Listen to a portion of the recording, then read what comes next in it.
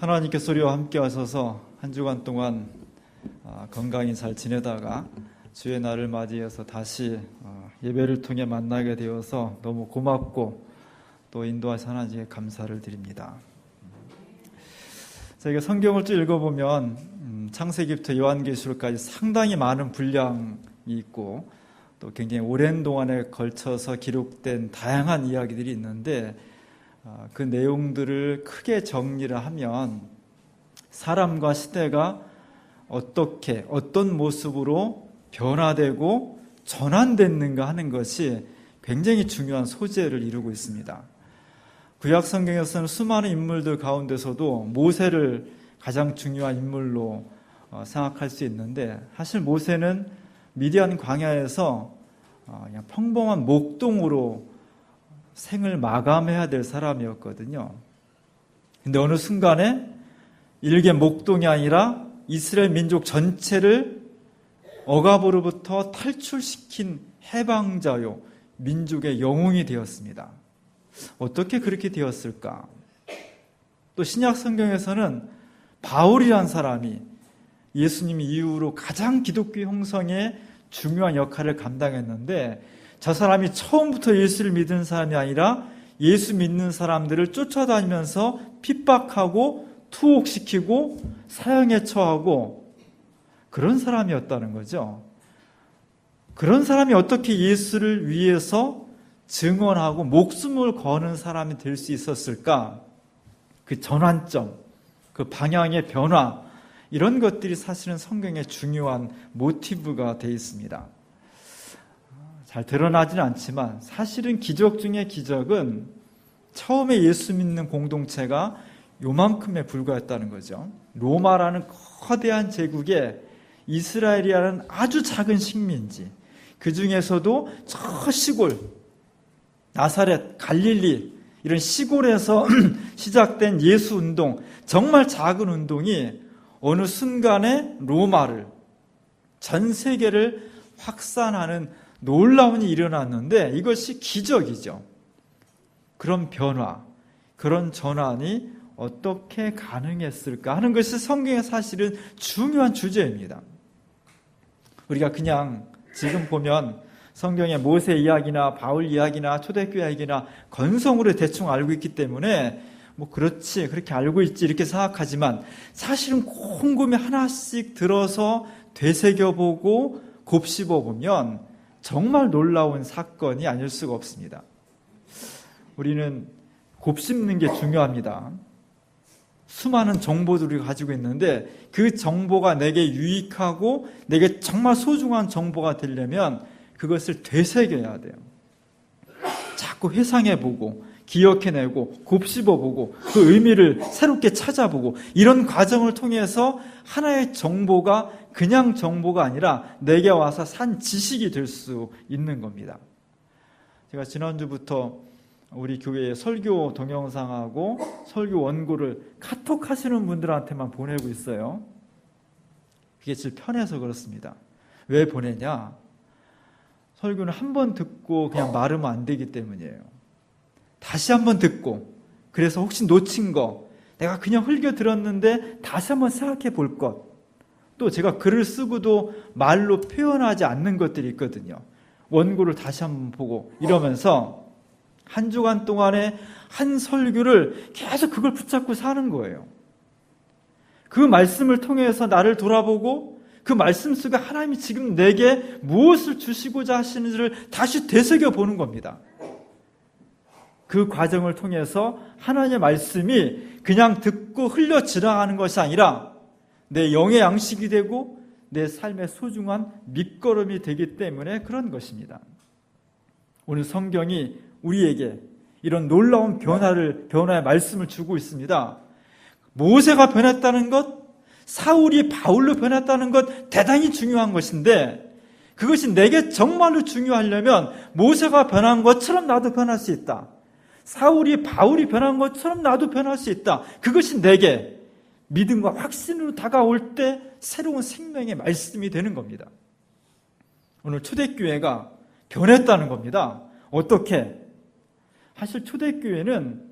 굉장히 절망과 공포에 짓눌려 있었습니다. 사실 우리가 초대교회를 제일 잘 이해하려면 핍박을 받아야 돼. 정말 절망해야 되고 정말 공포스러워야 됩니다.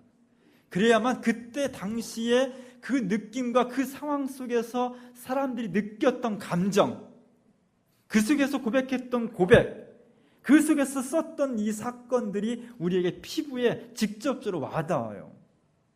우리는 그런 핍박 상황이 아니기 때문에 사실은 성경을 이해하는데 절반밖에 이해 못하고 있어요. 그들이 느꼈던 절망은 어떤 것이었을까? 벌써 2년이나 되었는데요. 2년 전에 우리 2012년 12월 19일 날 대통령 선거가 있었어요. 저는 그때 NCC에 있었기 때문에 정권이 저지르는 악행에 대해서 제일 먼저 부딪히는 그런 상황이라 이명박 대통령 5년만 하고 진짜 정권이 교체되기를 마음속으로 간절히 원했습니다. 그게 저만이었겠어요? 여러분 다 그렇게 원했잖아요. 그리고 정말 대통령 선거를 맞이했고 제 기억에 생생합니다. 12월 19일 날 오후 3시쯤에 SNS를 통해서 전체가 다 소문이 돌았습니다. 이기고 있다. 정권 교체의 가능성이 커졌다. 그래서 저때 진짜 신문 기자들이 전부 다 야당 후보 쪽에 가서 줄을 서고 있었어요. 승리했다는 발표가 나면 바로 취재하려고. 그리고 많은 정권 교체를 바랬던 사람들이 오후 6시에 땡 하고 뉴스가 나오면 출구 조사를 통해서 그것이 소문이 아니고 사실이라는 것을 확인하고 싶은 기대에 가득 차 있어서 6시 땡 하고 뉴스를 다 봤습니다. 근데 기대와는 전혀 다르게 출구 조사가 반대로 나왔죠. 언젠간 바뀌겠지, 역전이 되겠지 하고서 밤새도록 개표 결과를 지켜보던 사람들이 아침에 돼서 전부 다 큰 실망에 사로잡혔습니다. 우리 사회가 저때 멘붕이 이런 거로구나 다 경험했어요. 진짜 저 상황을 통해서 며칠 동안 사람들이 너무 실망해가지고 일이 손에 안 잡히고 사람들이 다 제정신이 아닌 그런 상황을 경험했습니다. 절망이죠. 기대했던 것이 이루어지지 않았을 때 사회 전체가 큰 실망에 빠졌습니다. 초대교회가 경험한 절망은 우리가 크게 경험했던 저런 절망과는 비교할 수 없을 정도의 큰 것이었습니다. 예수님께 모든 것을 걸었는데 자신의 꿈과 가정과 직업과 모든 걸 다 팽개치고 예수님을 따랐는데 그 예수님이 하루아침에 없어져 버린 겁니다. 죽임을 당한 겁니다. 꿈이 다 무너져 버렸습니다. 그 절망이 초대교회를 짙게 억누르고 있었습니다. 또 하나는 공포입니다. 우린 별로 무서움을 경험하지 않아서 그게 얼마나 큰 공포일지를 잘 모르죠. 1980년대 우리 사회가 큰 공포에 짓눌리게 됐습니다. 그것은 군부 독재가 삼천교육대라는 것을 만들었어요. 군인이 왜 정치를 하냐? 나라만 잘 지키지.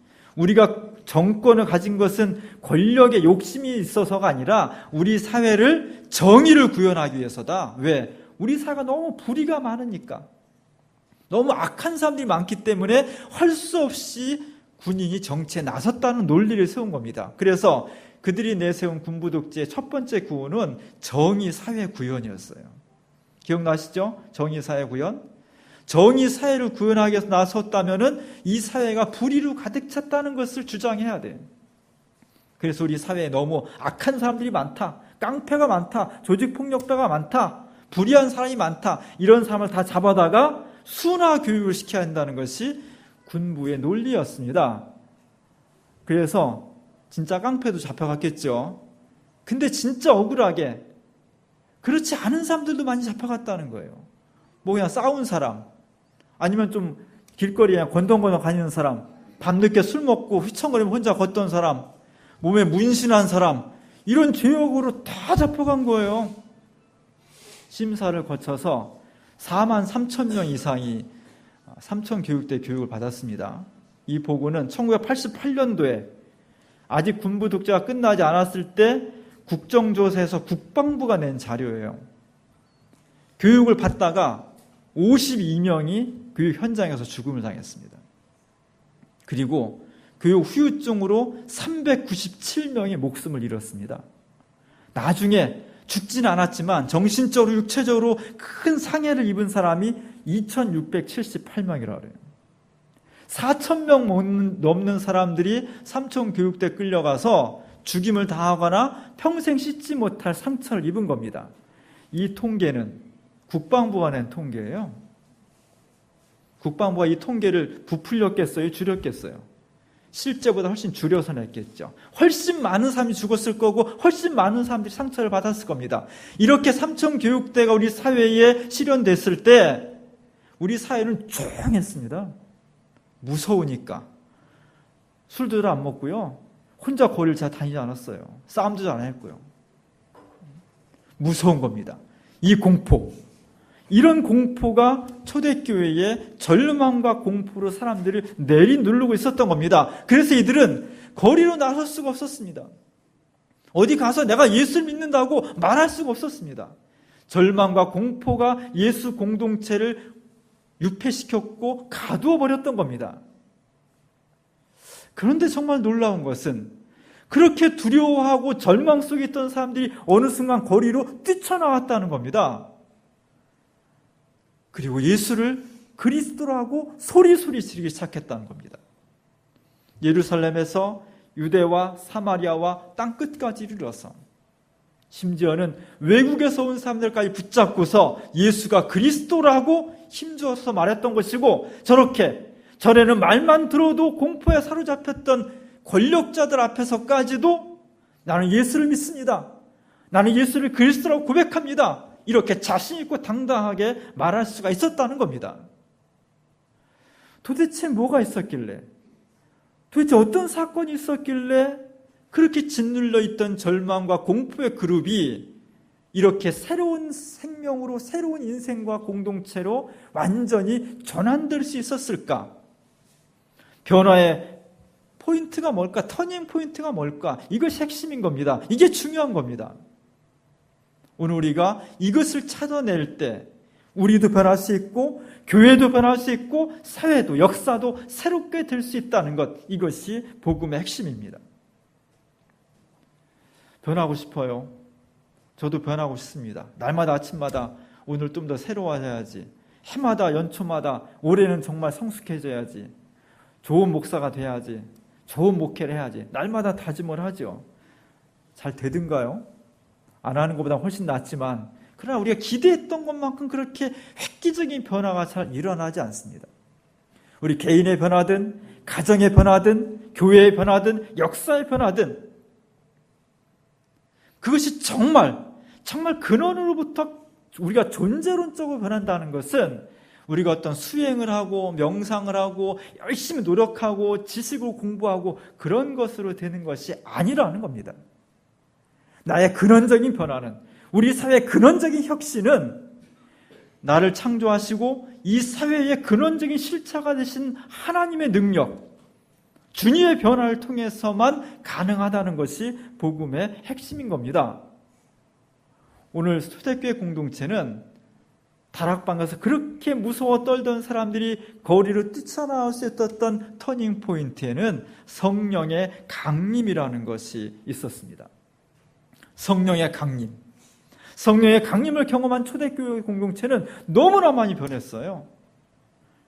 그 변화의 폭이 역사상 그 어느 것에도 비교할 수 없을 정도로 예루살렘에 한 줌밖에 안 됐던 사람들이 예루살렘을 넘어서 사마리아를 넘어서 로마를 넘어서 전 세계로, 지금 복음이 안 들어간 곳이 어디 있습니까? 아프리카 의지에도 남미에도 북극과 남극에도 복음이 들어가 있습니다. 초대교회의 능력입니다. 이 사건이 어제 그제 일어난 사건이 아니죠. 2000년 전에 일어난 사건입니다. 이 사건이 2000년 전에 일어난 사건이 지금까지도 영향력을 끼치고 있다는 거예요. 앞으로 1000년, 2000년 역사가 계속되는 한 이 초대교회의 마가 요한의 다락방에 일어났던 성령 강림의 사건은 끊이지 않는 겁니다. 그 변화의 폭과 변화의 지속성이 어느 것보다도 넓고 깊은 것이 성령 강림의 사건이었습니다. 오늘 이것이 우리에게 복음이 됩니다. 1600년경에 우리 주보에 실은 엘 그레코라는 화가가, 스페인어 화가가 그림을 그렸어요. 성령 강림의 순간을 그렸습니다. 성령 강림은 하늘에서 내려오는 능력이에요. 사람이 지식과 사람의 힘으로 되는 것이 아니라 하나님이 베풀어 주시는 능력입니다. 그 온 공간에 바람 같은 소리가 가득 찼고 각 사람의 머리 위에 불의 혀 같은 것이 내려오면서 사람들이 성령의 강림을 체험했다는 겁니다. 이 체험을 통해서 사람들이 힘을 얻었다는 겁니다. 권능을 얻었다는 겁니다. 오늘 예수님께서 너희에게 성령이 임하시면 너희가 권능을 받을 거다. 돈을 받을 거다? 그거 아무것도 아니에요. 지식을 더 얻을 거다? 아무것도 아닙니다. 근데 이 세상을 새롭게 변혁시킬 수 있는 권능을 받을 것이라는 것이 예수님의 약속이었습니다. 그것을 받은 거예요. 그것이 복음입니다. 오늘 우리가 듣는 소식은 바로 그 소식을 듣는 겁니다. 예수님께서 우리에게 너희가 권능을 받을 거다. 어떤 절망이라도 어떤 두려움이라도 극복하고 돌파할 수 있는 능력, 그것이 복음의 능력이고 그것이 성령을 통해서 가능하다는 것, 그것이 우리에게 오늘 주신 하나님의 권능입니다. 이 성령 권능은, 성령 강림은 예수님께서 누누이 약속한 겁니다. 요한복음에 보면 제자들한테 내가 너희를 떠날 것이다. 걱정하지 마라. 보혜사 성령이 오실 거다. 나보다 보혜사 성령이 오시는 것이 너에게 훨씬 유익하다. 그가 너희를 위로할 것이고 상담할 것이고 치유할 것이고 너희가 할 말을 그가 제시해 줄 것이다. 하나님의 약속의 하나님입니다. 하나님 우리가 약속한 것을 반드시 지키시는 신실한 하나님이십니다. 그래서 성령을 보내신 거예요. 오늘 그 성령이 우리에게 오시는 겁니다. 우리가 기쁨으로 감사함으로 영접하는 겁니다. 어떻게 하면 성령이 강림하실 수 있을까? 초대교회는, 교인들은 정말 어려운 상황이었지만 흩어지지 않았다는 것이 중요해요. 성령은 모임 속에 임재하신다는 겁니다. 교회는 모임이에요. 교회의 본질 자체가, 교회 이름 자체가 모임이라는 뜻이에요. 그래서 신앙생활은 이론적으로는 각자 한 사람이 다 개인적으로 할 수 있지만 실제 신앙생활은 모임 속에서 가능합니다. 여러분 주변에 있는, 앞뒤에 있는 우리 교인들, 우리가 정말 고마워하고 서로 존중해야 될 존재예요. 왜? 저 사람이 있기 때문에 모임이 되는 거예요. 저 사람이 있기 때문에 교회가 가능한 겁니다. 그래서 모임은 소중한 거예요. 초대교회에서도 혼자 성령을 받은 것이 아니라 저렇게 모여 있을 때, 그들이 모여서 하늘을 우러를 때 하나님께서 성령을 주셨습니다. 초대교회 교인들은 모여서 뭐 했을까요? 한숨 푹푹 쉬고 있었을까요? 물론 그렇겠죠. 한탄도 하고 한숨도 쉬었겠지. 그러나 그들은 모여서 기도했습니다. 열심히 기도했어요. 기도는 하나님, 제가 성령이 우리에게 오시기를 원합니다. 예수님의 그 약속이 내 속에서 성취되기를 원합니다라고 간구하는 거예요. 예수님 요한계시록에서 내가 문 밖에 서서 문을 두드린다 이렇게 하죠. 문 밖에 서서 우리의 문을 두드리신다는 거예요. 예수님을 영접하려면 내가 문을 열어줘야 돼. 안 열어주면 예수님 문을 부시고 들어올까요? 절대 그러지 않습니다. 예수님은 원하는 이에게 들어가시지 원하지 않는, 영접하지 않는 사람한테는 들어가지 않는 거예요. 마찬가지로 성령이 우리에게 임하시는 것이 복음인데 내가 성령이 임하시는 걸 원해야지. 원하지도 않는데 어떻게 성령이 임할 수가 있겠습니까? 교회는 모임입니다. 모여서 함께 성령의 오심을 간구하고 기도하는 겁니다. 우리 교회는 많이 모이지는 않는 교회입니다. 주일에 한 번 모이고 수요일에 한 번 모이잖아요. 잘 안 모이잖아요. 모임의 횟수가 적으니까 그 모임이라도 좀 열심히 오셔요. 그 중에서 수요일 날은 기도하는 모임이에요. 우리 개인과 가정과 사업체를 위해서 열심히 기도하고 우리 교회가 정말 이 시대와 역사 속에서 하나님이 원하시는 사역을 감당하는 교회가 될 수 있도록 기도하고 무너져 가고 있는 한국 교회를 안타까우면서 기도하고 우리 사회의 공의와 평화와 통일과 생명을 놓고서 우리 사회가 강건해질 수 있도록 기도하고 기도하는 모임입니다. 교회가 기도하지 않고 사명을 감당할 수 있겠어요? 절대로 교회가 기도하지 않고는 사명 감당할 수 없습니다. 교회는요, 건물이 좀 허름해도 괜찮아요. 물론 건물이 새 거면 좋지. 건물이 좀 안 좋다고 교회가 무너지진 않습니다. 사람이 많으면 좋은데 사실은 교회는 두 사람만 모여도 교회가 되는 거예요. 예수 이름으로 모이면, 많이 모이면 좋지만 적다고 교회가 아닌 건 아니에요. 교회가 좀 경제가 재정이 풍성했으면 좋겠습니다. 그렇다고 교회가 가난하다고 해서 교회가 아니다? 그럴 수 없는 거예요. 그러나 교회가 건물, 재정, 사람 수 이런 것이 핵심은 아니지만, 그것 때문에 교회가 아닌 것이라고 말할 수 없지만, 교회가 아닌 것은 뭐냐면 안 모이려고 할 때, 왜 이렇게 자주 모인대? 왜 이렇게 주일이 빨리 돌아온대? 교인들이 이런 마음이 들면 그건 교회가 무너지는 거예요. 교회는 모임입니다. 열심히 모이고 함께 섬기고, 그런 모임을 통해서 하나님의 역사가 일어나는 곳, 그것이 교회의 비밀이에요. 교회에 모여서 열심히 기도했으면 좋겠습니다. 왜 기도를 안 할까? 안 믿어서 그래요. 안 믿어서. 믿으면 기도하게 돼 있습니다. 믿으면 모이게 돼 있고, 믿으면 열심히 간구하게 돼 있습니다. 저는 저 사진에 참 많은 감동을 받아요. 아마 70년대쯤 됐겠죠. 저 여인이, 30대 한 중반 되는 저 여인이 무슨 사정이 있는지 모르겠어요. 그러나 적어도 우리 부모님 세대는 저런 마음을 가지고 교회 와서 기도했습니다. 마룻바닥에 무릎 꿇고 방석 하나 놓고, 추우나 더우나 애기 하나 들쳐업고 허리 아픈데 애는 또 하나 데리고 와서, 얼마나 피곤하고 힘든 삶입니까? 그럼에도 불구하고 내가 기도함으로써 하나님께서 내게 응답 주시고 능력을 주시고 이 어려움을 극복할 수 있는 힘을 주신다는 믿음이 있기 때문에 간구한 거예요. 우리가 저 전통을 회복해야 됩니다. 저 기도를 통해 하나님이 주신 능력을 우리가 다시 받아야 됩니다. 그렇지 않으면 우리 개인이나 교회나 비전이 없는 거예요. 우리가 지금 무엇을 고민하고 있습니까? 어떤 괴로움이 있습니까? 건강 때문에 힘드십니까? 경제적으로 어렵습니까? 부모님의 질병 때문에 고민이 많으십니까? 자식이 속색입니까? 앞으로의 진로와 결혼 이런 문제 때문에 부담이 됩니까?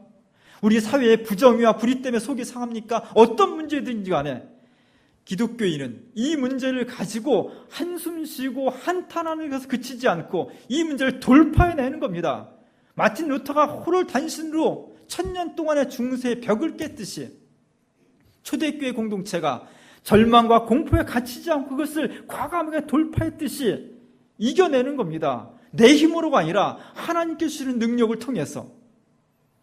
그러기 위해서 기도하자는 거예요. 우리가 사회 문제에 많이 대응하고 있는데, 사회를 보고 사회 문제를 대응하는 기독교인의 대응은 세상 사람들과 같을 수가 없는 겁니다. 왜냐하면 원인과 해결 방식이 다르기 때문이에요. 이 사안을 보는 기독교인의 시각이 다르기 때문입니다. 하나님의 시각에서, 하나님의 뜻과 섭리라는 시각 속에서 사회를 바라보기 때문에 같을 수가 없는 거예요. 그래서 우리가 사회를 개혁하고 하나님의 뜻을 이루어가는 데 있어서 비기독교인들과 연대할 수 있습니다. 협력할 수 있습니다. 그러나 어느 순간에 가면 갈라지는 거예요. 왜? 우리는 하나님의 뜻, 하나님의 섭리를 추구하는 것이 궁극적인 목적이기 때문입니다. 그래서 우리 주민교회는 다른 시민단체와 함께 지역사회를 섬기고 사회 정의를 외치지만, 다른 사람들과 다르게 우리는 먼저 하나님 앞에 기도해야 되는 겁니다. 사회를 바르게 해달라고, 이 사회 속에 하나님의 공의와 생명이 충만하게 해달라고 행동하기 전에 먼저 기도해야 되는 겁니다. 우리가 국정원을 개혁하든 선거를 개혁하든 가난한 사람을 강하게 하든 세월의 진상을 규명하든 무엇이든지 간에 우리가 먼저 반드시 놓치지 말아야 될 것은, 우회하지 말아야 될 것은 먼저 하나님 앞에 이 문제를 놓고 기도하며 주의 뜻이 이루어지기를 간구하는 것. 그래서 사실은 기독교 운동은, 하나님 나라 운동은 그렇지 않은 사람들의 운동보다 훨씬 어려운 겁니다. 반드시 거쳐야 될 기도와 신뢰의 과정이 더 있기 때문에 어려운 겁니다. 오늘 우리가 성령 강림 주일을 맞이했습니다. 우리 자신을 보면, 저나 여러분이나 무능하고 보잘것없는 사람들입니다. 도저히 이 거대한 틀을 꿰뚫고 나간다는 것이 용기가 나지 않는 사람들입니다.